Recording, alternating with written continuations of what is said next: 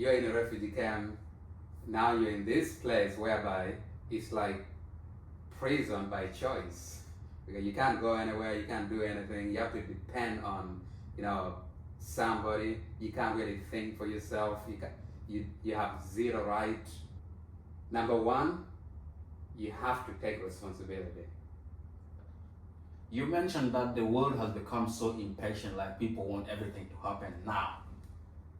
Mm. How big is that notion of how people want things to happen so fast, and how important is having the quality of patience so that you can cultivate what you want and then wait in peace to come back to you in residual, Yeah. like layers. Yeah.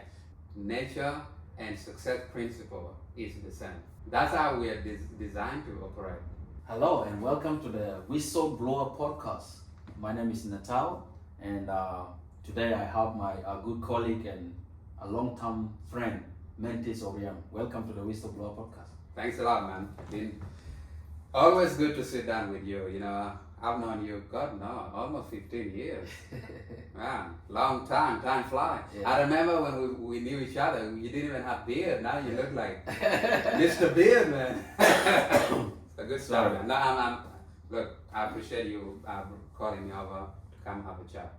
Yeah. So basically, you're a very talented and very experienced person. You self-taught and educated yourself in so many ways, and I'm very glad that you're here because I would like to, get some knowledge from you and share them with my audience. So first and foremost, I just want to introduce this podcast to my listeners. It's called the Whistleblower Podcast, and this is the first episode with Mentis Oriam.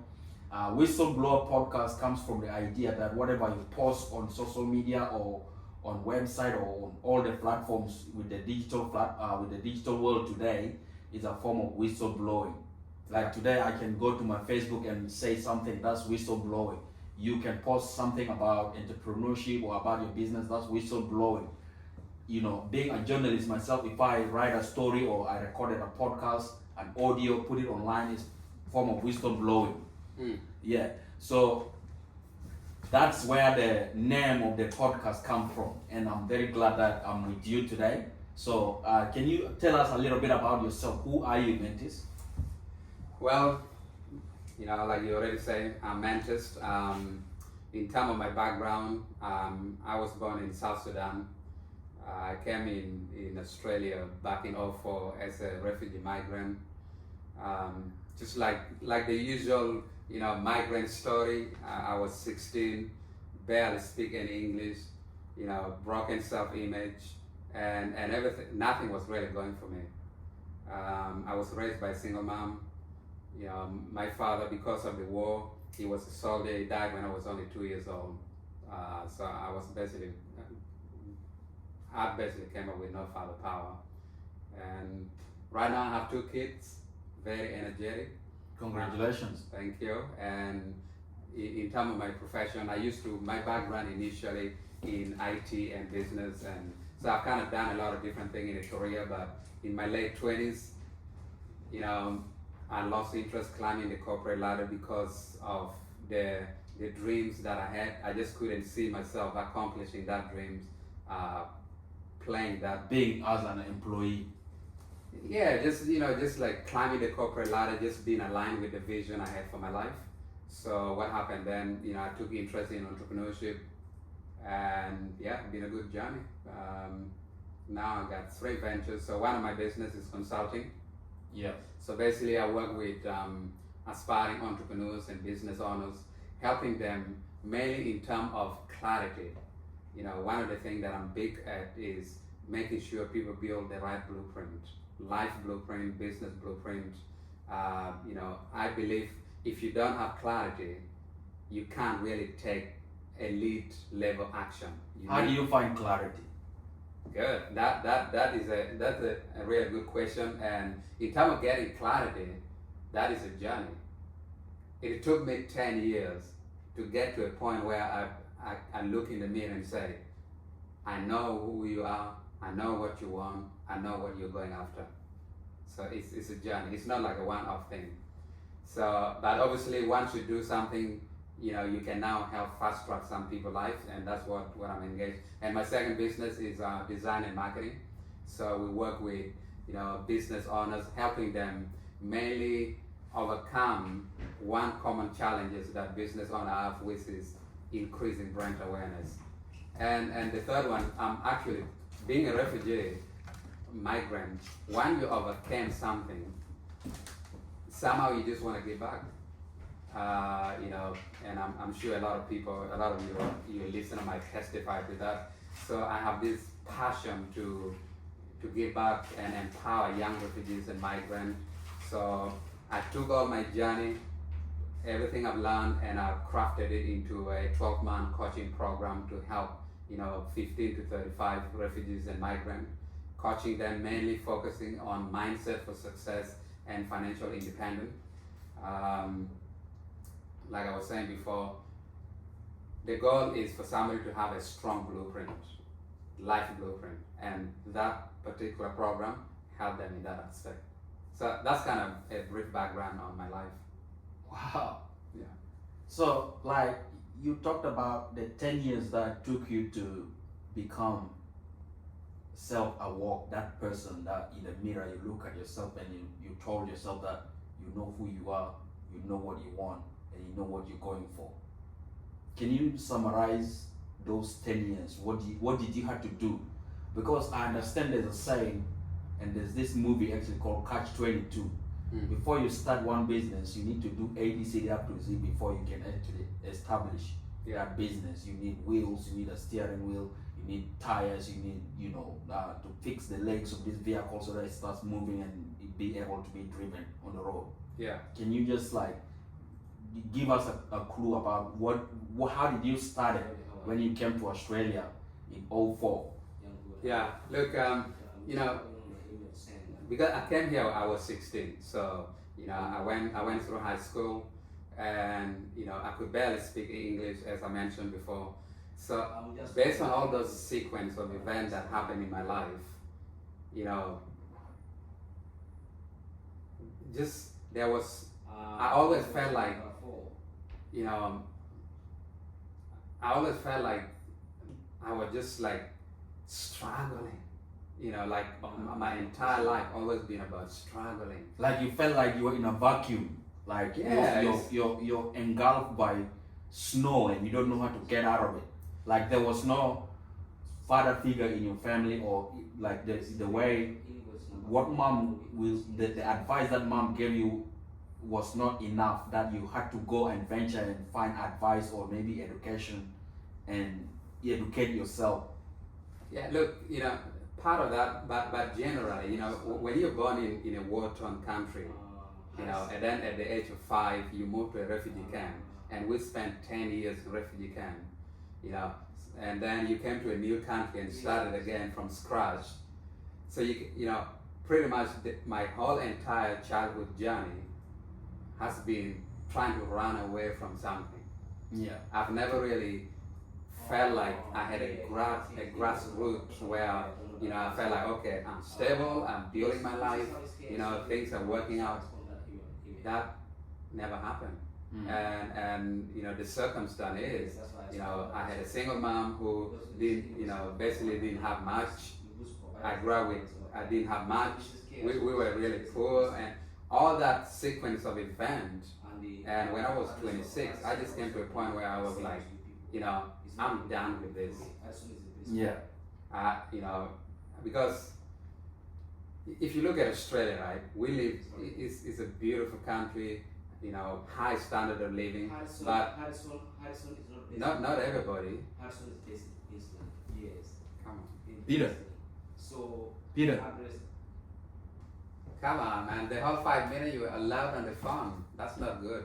I wanted to put in a bit of like my story, because we have similar stories. Like we're all South Sudanese, we ventured and ran out of the country because of the persecution and the conflict that happened. Like even my father told me, I feel very fortunate compared to you, because I had my both parents, my mom and dad. They looked after me and they fed me and gave me everything I ever needed. But similar story with the crisis that was happening with the civil war. my father had to look for a peaceful place to raise his kids. So Yeah. that's how he got out of the country, because it was becoming very violent. People Yeah. were getting murdered on the streets like there's no rule of law, because it was rebels, and we lived in the rebel side. Yeah. And the rebels are our people. They were fighting for our rights, for representation of the South Sudanese, the black people in South Sudan. They were fighting against the Arabs and those, I'm not saying anything wrong about the Arabs or the Islamic government in South Sudan, in North Sudan. But that government created a lot of insecurity for black people. Black people were dying, and black people were mistreated. Black people were treated unequally. There was no employment that black people were getting. Representation in the media, in the public affairs. Like if you a black person in South Sudan, you had to become a Muslim by all means. They were exercising Sharia law to influence people to become Muslims and to abandon their own cultural beliefs and thoughts. That's why my father thought it's not viable place to survive there anymore. And then we moved from South Sudan. We walked actually for about 3 months from South Sudan to Kenya, to the refugee camp in Kakuma. Yeah. And trust me, if I say this, refugee camp is very damaging. It's not a nice place where you're happy, you're enjoying life, and as a child, you wanted the best things, because all you understood was all about playing. Yeah. You wanted to find good friends, neighbors. You're going to play soccer, or you want to run around after school. You want to do all these things. But the camp was located in a very dry area. The environment was very dry. Yeah. The heat was very strong. It was very hot, about 43 degrees. And there's strong winds that bring a lot of dust and soil. Like I remember I was in class, we are writing exam, and the wind will come through the window, bringing all this soil and all into the room. Oh, yeah. It was very disturbing. Yeah. So that's pretty much it. So, obviously, there was a 5-year-old child, in a village, living a very kind of relaxed, happy life. I came from a farming family, and then all of a sudden you wake up one day and the grown up like, time to go, and you have no idea what's up. You know about the war, but as much as a 5-year-old can know. But then time to go, and then you're forced to work for 2 weeks as a 5 or 6-year-old, and then you're in a refugee camp.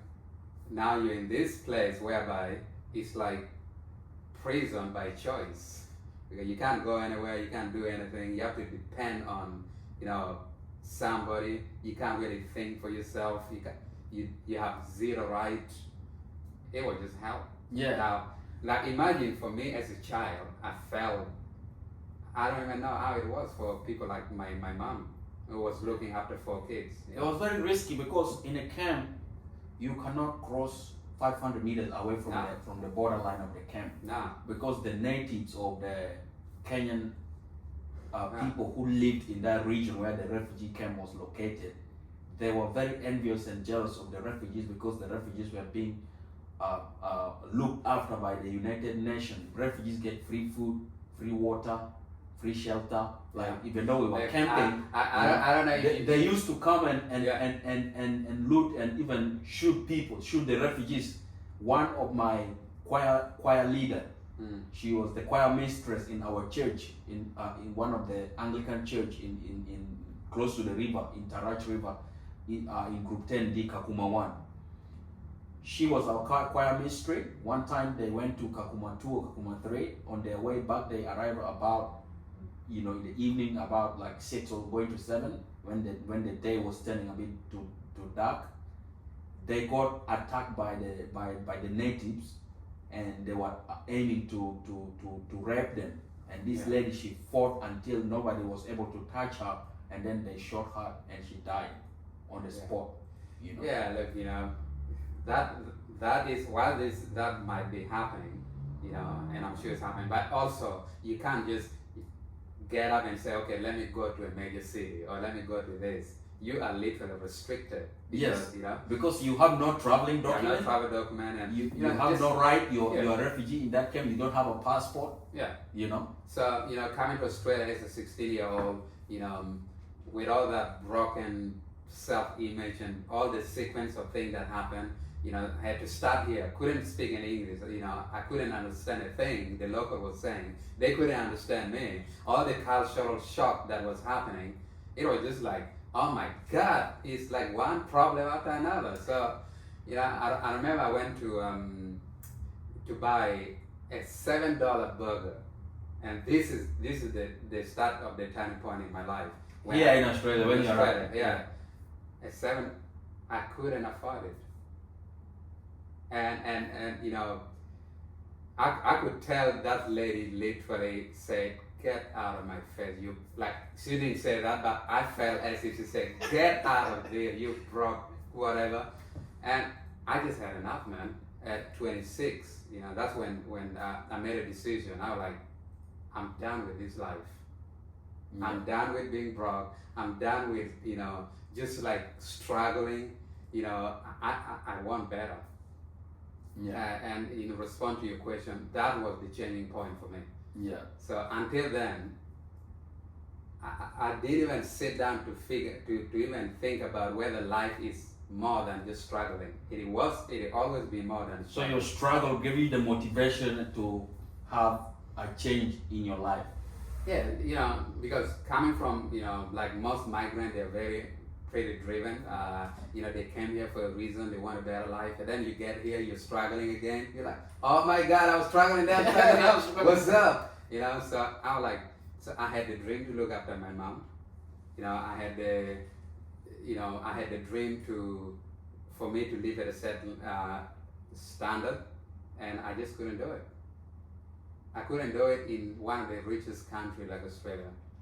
Not because I didn't have the capability, but because of all the things that happened, and I just couldn't believe that I had what it takes, because I had that broken self-image. When I look in the mirror, I didn't like what I see. So initially, the thing that started for me was three things that drive me. The first one, I need to earn the respect of this guy I'm looking in the mirror, Yeah. which is myself. You know, Earn your own respect. earn my own self-respect. That became a driving force for me.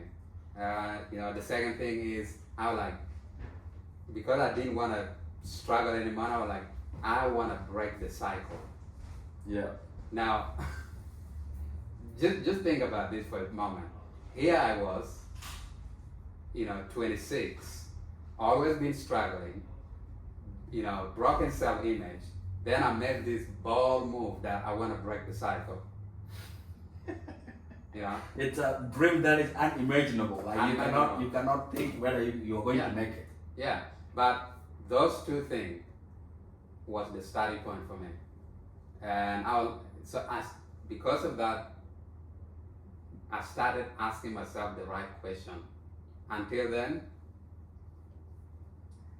some of those things doesn't even cross my mind. So I started asking myself the right question, like, okay, how?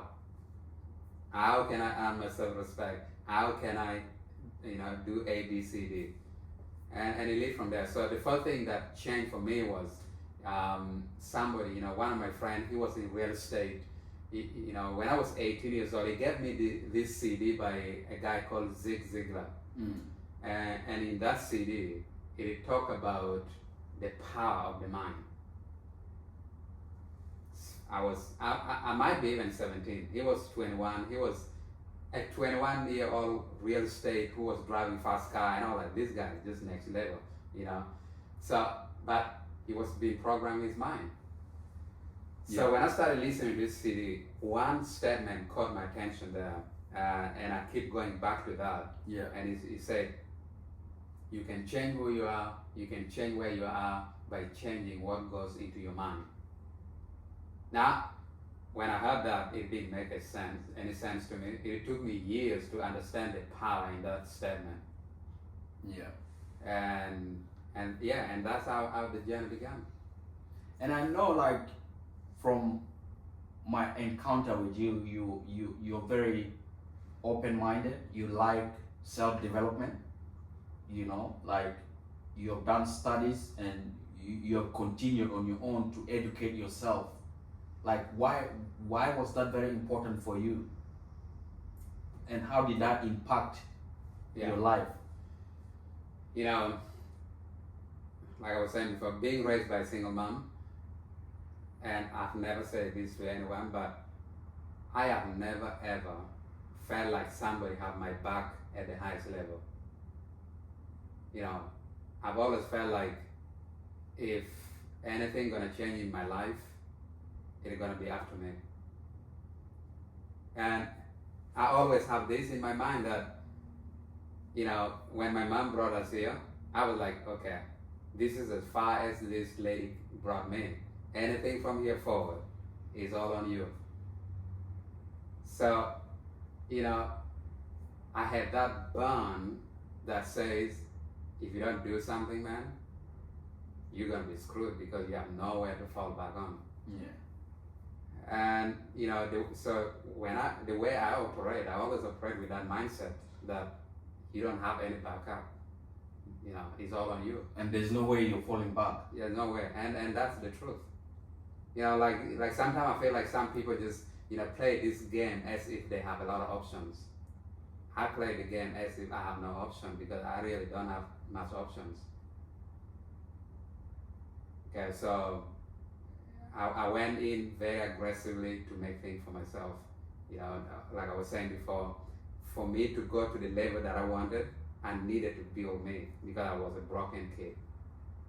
So I know you have got out of that stage where you were struggling a lot, you know, in your life. Can you tell me, like, how far have you come now? Like, what are the successes that you have achieved along the way? Now, I know you have three, you know, phases of like businesses that you're running Three now. business ventures. Three yeah, business yeah. ventures, yeah. What are the other things that you are so proud of that you achieved along the way? I think my greatest accomplishment of all time is building wealth mentality.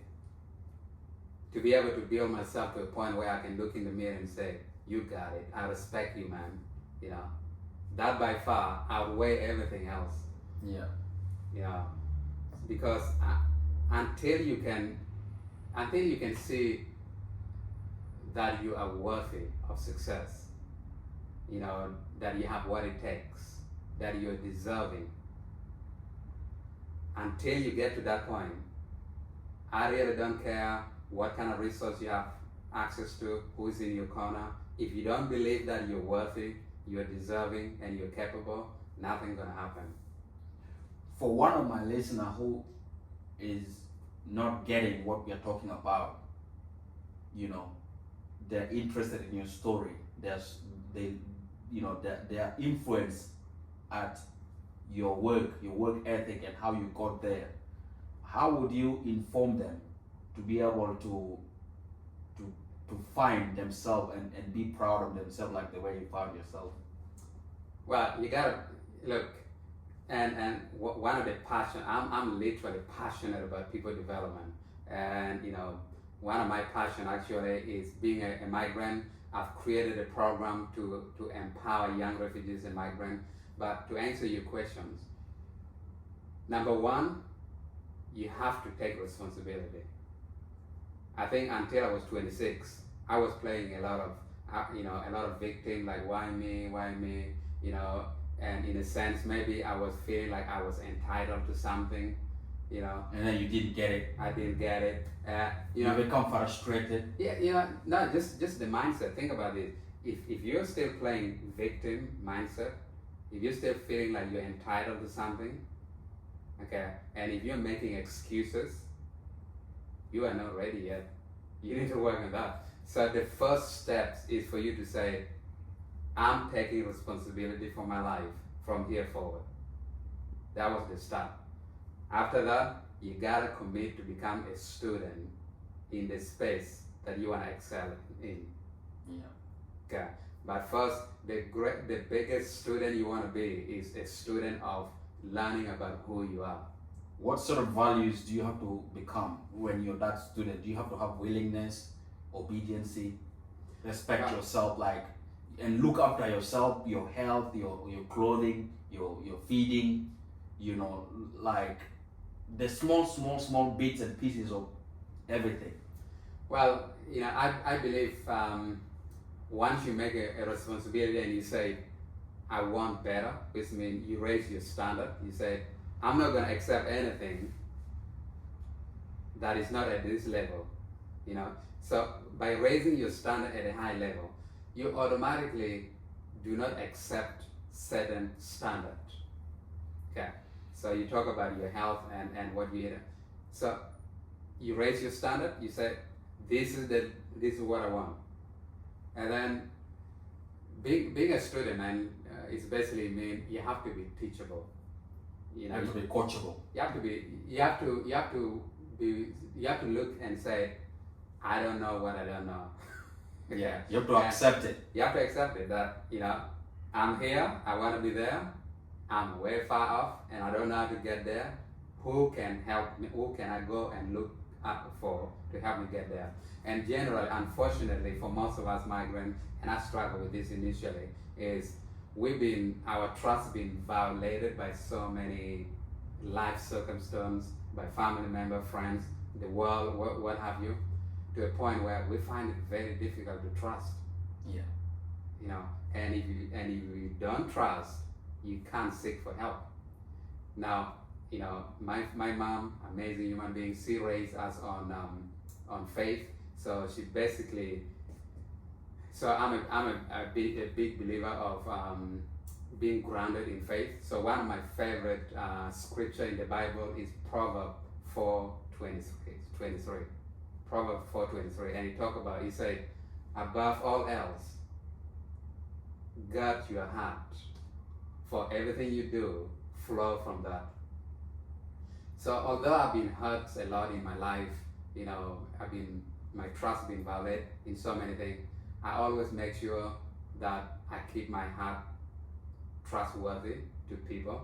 I don't let my past dictate my present to a point where I just close off.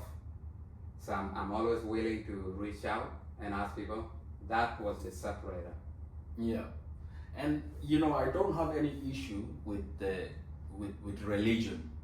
Once someone can find their faith, and if it can help you to believe in yourself and believe in the Almighty God, or if there is God, or if whatever you believe in, that the way you pray to that person, that if it's God, because the end goal of religion is that you have to believe, and belief is a very strong Look, thing that if you don't believe in yourself, it's very difficult for you to be able to carry out your own, you know, ventures. no, I'm definitely not religious. I think to clarify that, but I believe in divine power. I believe that your life can either be led by faith or by fear. What is faith? Faith is just opposite of fear. Faith is believing in the unseen, that things will work out. All things work together for your good. Yeah, and you trust in And your I belief. trust that although I don't know, it will work out for my own good. Anyway. Okay. And that is a very powerful thing. Yeah. Compared to somebody that just like driven by fear. Yeah. Because you believe the worst of things. Yeah. You become a pessimist or very cynical. It just stop the flow of life. Yeah. Wow. So now with your business, like what's the bigger goal that you're trying to achieve? Because you know you've empowered yourself by your own, you know, means, and you've become that person. Now you are a father of 2 kids. You have a family with wife, and you also look after your mom and your brothers at this age still. Like, what is your biggest goal right now? Well, it's and this is something that I think will tie to that. You know, you have to look at your life as a season. The moment you made that decision of responsibility, accountability, and said, you know, you have to look at. And I find that we live in a very impatient world. People want everything to happen now. Yeah. So when I made a decision that I want to break the cycle, I knew 2 things. I knew, number one, that that's going to take unbelievable discipline. Okay, because no one in my lineage that I can think of was ever financially independent, wealthy, and have everything. Like it just didn't happen. Yeah. And here's this 26-year-old broken child say, "Oh, I'm gonna do it," So I knew the truth. So you gotta accept that your life gotta be in season. So I told myself like, okay, this gonna take work. So I didn't put myself a time frame. A lot of people say, okay, I will try. I didn't say I will try. I said whatever it takes, as long as it takes. Yeah. You mentioned that the world has become so impatient, like people want everything to happen now. Mm. How big is that notion of how people want things to happen so fast, and how important is having the quality of patience so that you can cultivate what you want and then wait in peace to come back to you in residual, Yeah. like layers. Look, I always go back to nature, right? If you look at nature, the season for planting, you plant a seed, there's a season for germination, and then there's a season for reaping. Yeah, for harvesting. Yeah, for harvesting, So just look at nature and adapt that. So if that's how nature operates, nature and success principle is the same. So are we human beings also supposed to operate like how nature's supposed to be, or? That's how we are designed to operate. Yeah. Because in all the living things in the world, they say, according to research and findings of scientists and people in society who are knowledgeable, they say human beings are the most, understanding, skillful, and very open-minded, and they can communicate. They know how to unite and do things, as living things. So we are the first. Oh yeah, look, we've been given imagination, which other animals haven't been given. So we can think, we can create. But what I'm saying is, for you to create, and to answer your question, you say, "What's now for me?" And I want to tie back to that. So I knew that. I told myself, like, whatever it takes for as long as it takes. I told myself, like, I'm gonna take the first 10 years of my life to build myself. In that 10 years, I wasn't even thinking of external results. Now think about that. I was like, 10 years I'm gonna take to build me. Yeah. And that for you to commit to 10 years journey, that's not easy. That take a lot. Okay. Like a lot of people will quit on the way. Oh yeah. Like Starting thing is easy, man. And in that 10 years, I thought so many times, like, just quit, man. Just go get a job and chill. But the dream was big enough, and the facts did not matter for me. Yeah. So 10 years, I was like, so this next phase of my life is all about creating. So one of the things I'm working on right now is actually to create Mantis brand. So because I'm extremely passionate about empowering other people, and I understand, for me to empower other people at the highest level, I need audience. So I'm very, very sold out right now in creating my personal brand. That's one of the things. So what does it take to create your personal brand, or like who is Mantis, and what is the brand that you're creating? Well, one of the things I'm focusing on is building leaders of men. I believe a true measure of success is not what you have, but how many people are better off because you live. So, my goal is just to help as many people build people that feel powerless into powerful. And I'm building, that resonates with your story as well, helping other people to find themselves and to go where they want to achieve, or maybe where they want to prosper. Yeah. Because you were raised by a single mom, you felt like you had no backup. That's what you said in the past, or in the beginning of this interview. Now your purpose became, you want to help other people who don't have any means of helping themselves. I'm literally transferring everything that I acquired in my journey, from being powerless to powerful, and transferring that to the next guy who is willing to take that journey. What inspired you to want to become that person that paves the way to help other people? I think it's my mom. There's so much things about me that is fueled by observing my mom as an example. I remember in refugee camp, here's this single mom with 4 boys struggling to put food on the table and look after these kids. But she was still giving herself to go out and help other orphans. Like she was investing in community. She was doing this. I remember, people would some ministry would come to our house, to come and encourage her and all that. And my mom would cook the very last thing in the house. And in our mind, I go like, What about tomorrow? what about tomorrow? she just demonstrates serving, in spite that she needed help. And the most beautiful thing that she did, because the camp is composed of over 80,000 people, and some people don't have the dream to even come out to the Western world, but she had that in mind. Yeah. And she was able to manage to bring you guys, Yeah. 4 of you plus herself, and she brought you here to Australia. I truly believe that is her greatest achievement, Yeah. bringing us from there to here, because to be able to look after 4 kids, if I think back, project forward, paying school fees and all that, our future would have looked so different. Yeah. Yeah. So if someone now is on the brink of becoming an entrepreneur, like they want to start a business, or they have ideas but they don't know how to put these ideas onto a blueprint, where can they find help, or what can you do to assist people like that, and how are you going to motivate them to become like yourself? Yeah. Look, motivation might be the wrong word. I don't really believe in motivating people.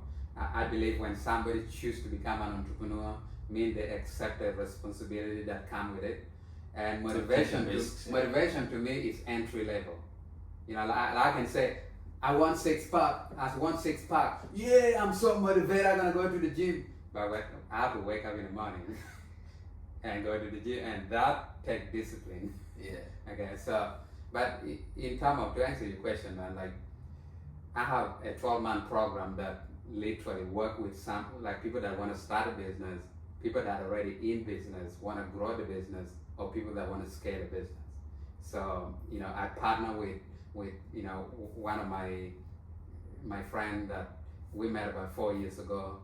So if somebody want to just start from scratch, we have a 12-month journey where we can take that individual from the idea that they have, help them build the right blueprint for their business, and then help them with all the marketing and all the other things that involve in the business to grow.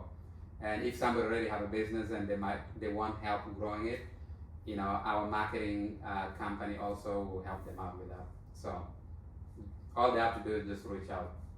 Okay. And where can these people find you? Like, are you on social media? Like, you have your website and things like that, or Yeah, how 100%. can they reach out to you? So many ways. They can add me on social media. Just type my name, Mantis Oriem, it should pop up, or they can go to my website, mantisoriem.com. There it is linked to all my other businesses. So mantisoriem.com is my personal brand website, and in there, if people go there, they can learn more about my life. Last but not least, Yeah. because we're from Africa, we were born in Africa. Can you help educate people who are in Australia? Because I feel that most Australians are very naive about what Africa is really. They think Africa is South Africa, or Africa is only Egypt or Morocco. Okay. And the only thing that is good in Africa is the wildlife. People only talk about animals, but people don't know the African people. Like the Western world doesn't really understand the African people, because we've been demonized through propaganda on the media that Africa is a barbaric place, we are savages, and But if you go to Africa, you explore there, you can find people who know how to, actually greet you, how to say, how to accept you and give you impression of love. Mm. You know, can you tell a little bit about the African people, like you who has Yeah. been in Africa? Look, one thing that, like, people that haven't traveled, I found that they are much more close-minded. And my advice to people like that is just get out of your comfort zone, travel, go and have a look for yourself and experience. Because generally, people that travel, they're so much, open-minded, and that's the best.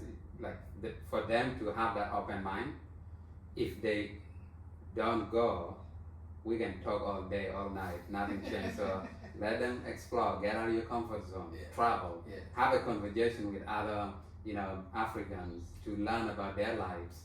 I love human story, and I believe if we can just move away all the fear of how different we are in terms of skin color, whatever, and just have a conversation. We all have story, Yeah. and if people can do that, a lot of things that kind of hold people back will be dissolved just by having a conversation. Mentis Orion, I am personally inspired by your story. You have a very powerful human story. Being raised by a single mom and becoming a man, and now you have 2 kids. I appreciate you being here and thank you. I wish you all the best in your life. Thanks a lot for bringing me over, man. Look, we know each other for a long time. I'm, you know what? I'm always love people that are passionate. One of my company is Get Paid Living Your Passion .com. So you are extremely passionate about journalism, about people's story and things, and that's probably the thing that keep us together all this year, because I'm just very impressed with what you're doing, where you're going. Just keep going, man. All right, thank Yeah, you. appreciate it. Cheers.